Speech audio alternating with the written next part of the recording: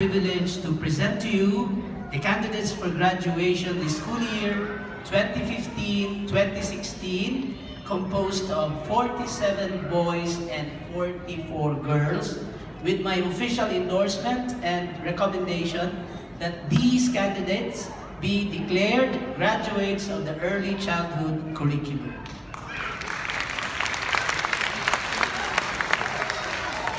By the authority vested into this institution by our Secretary of the Department of Education and the power vested in me by the Board of Trustees, I hereby declare you graduates of the Early Childhood